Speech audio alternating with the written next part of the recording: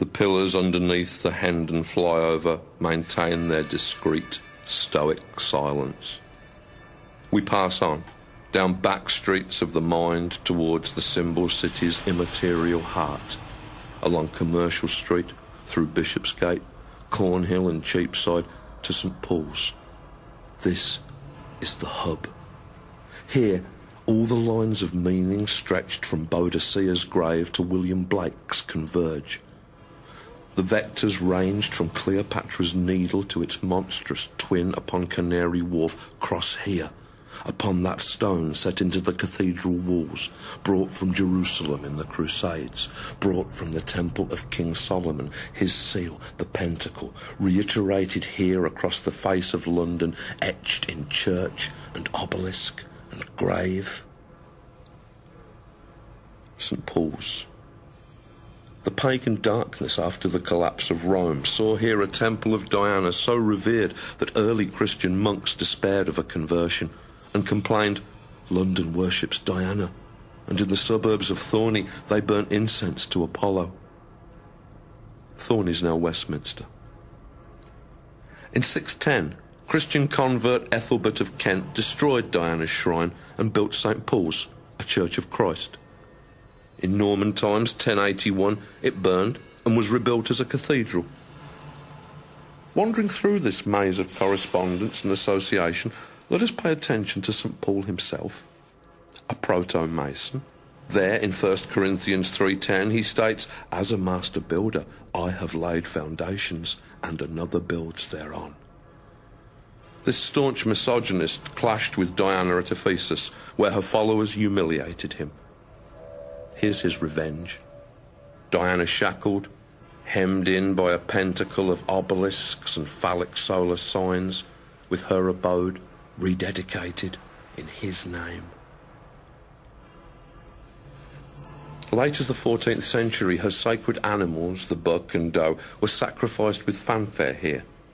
King's mistresses, in penance, roamed St Paul's by night dressed as the goddess of the moon, mother of churches.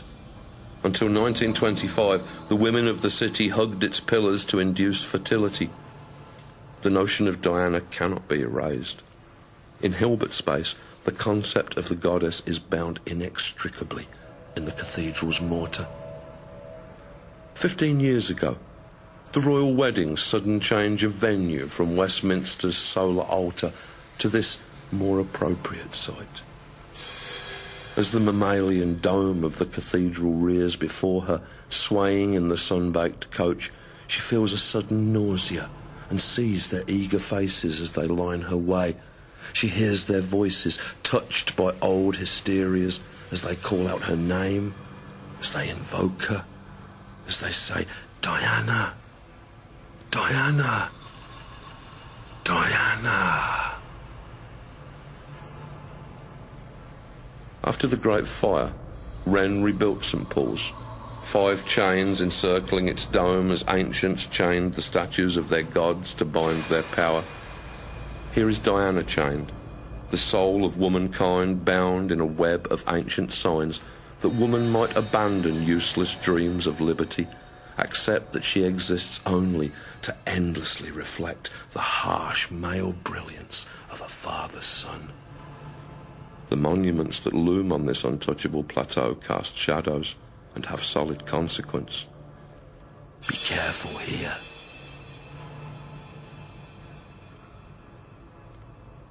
It is the merest mental stroll, a single step through this projected landscape, to a reconstructed Fleet Street, an inferno smouldering beyond those sooted panes. The metal giant pulse of rotary drum, migraine of shuttling linotype machines, a hell of printers' demons, fingers black with all the world's sins. Here, they build a paper planet. They unfold our greeds and our anxieties. They tell us when to cry and how to vote and who to think of when we masturbate. They are the engineers of our exhaustion. Crushing pressure front of fact and innuendo, booming in these subtle latitudes.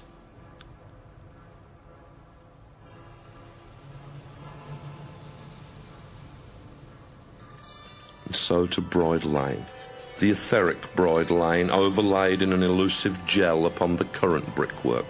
Bride Lane bleeding into history and fable through the wrought gates of St Bride's, the printer's church. In 1864, young Mary Walker, aged 19, was wed to printer William Nichols here. She had 5 children by him: Edward, Percy, Alice, Henry and Eliza. William left her for the midwife who assisted with Eliza's birth, whereafter she began to drink, slipped into prostitution, and in August 1888 was taken to Bucks Row and cut to pieces by a faceless and chthonic force, first victim in the Ripper Cannon. At the old Montague Street morgue, William Nichols generously forgave his wife for all that she had done to him. Next door to the imagined church is the morphogenetic echo of the building we inhabit, the St Bride Foundation Institute and Library, which, like every edifice in this psychosomatic realm, has its intuited dimension. All the rooms we are not in, the closed doors passed upon arrival. Though remote from us, these secret spaces flare, exposed upon the brain's emulsion. Rumoured cellars, ankle-deep with water when the buried river fleets in flood. Locked mausoleum drawers of type, the coffined vowels, protracted screams in sans serif, italic sighs. The raised face of each character briefly perceived beneath illusory fingertips. Even this present chamber, real and tangible to us, has its suggested twin. Century-old splash and echo of those driven young Victorian men in postcard bathing suits, the self-absorbed intensity of every length, a filigree of snot on each joke shop moustache. Inflamed by the composing into blocks of some obscurely racy classic text, they seek the cold plunge, sublimate in the delights of Sparta. If this room is mirrored in idea space, what of we, the people in it? Are we not as much composed from figment and belief as this construction, as this street, this city? With our personal mythologies and our impostures, with our pasts which truly are the mass and matter of us, yet have no continuing existence save in memory and mind. Inside this haunted auditorium, a numinous crowd, shifting, restless in their seats. These magic lantern shadows that we cast, the isolated cones of night light that we know as self. Continuous mutter in the centre of us, monologues we have mistaken for the world. Could we go further in, past all idea of place and the reflections places make in us? In our conjectures, might we breach that private night to which we designate the letter I? Move into our collective skull, this firmament of bone with the topographies of our awareness ranged beneath. Stay close together. These are stairways beyond substance. Things get slippery here, beyond the wavering flame of our attention.